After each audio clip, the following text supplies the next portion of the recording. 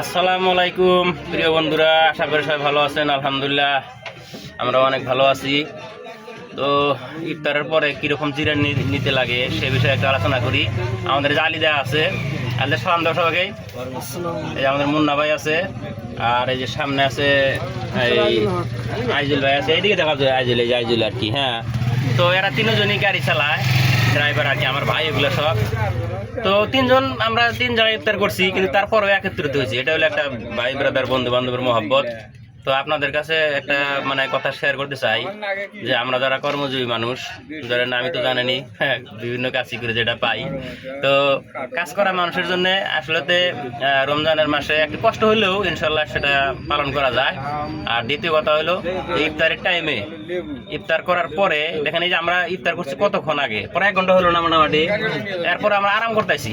তার মানে সারাদিন তো কাজ চলছে, রমজান পালনও করা হয়েছে, রোজাও থাকা হয়েছে, আবার এই দীর্ঘ সময় যে রেস্ট করতেছে এটা ইফতারের পরে। আর ইফতারের পরে আপনারা এটা আমাদের মতো যারা বিভিন্ন কাম করেন আর কি, যারা সবাই এরকম করে আর কি রেস্টটা নেবেন আর কি। এটা শরীরের জন্য খুব উপকার। দেখেন আমাদের সারাদিন যে ক্লান্তি আছিল, ইফতার করে শান্তিভাবে যে বসে গল্প গুজরি করতেছি গাড়ির ভিতরে আর কি, গাড়ির ভিতরে বসে গল্প করতেছি। এখন আমরা চলে যাবো বিভিন্ন যার যার কাজে, হয়তো মার্কেট করবো, সাংসারিক যত কাজ কাম আছে, বা হয়তো আরো কিছু ডিউটি আছে, 2-1টি ভাড়া মারবে। তো ইনশাল্লাহ এরকম রেস্ট করার খুব প্রয়োজন আছে। অনেক বন্ধু বান্ধব আছেন ইফতার করেই ফির তার নিয়োজিত কাজে ব্যস্ত হয়ে যান। এই ঈদে করবেন না আর কি, যে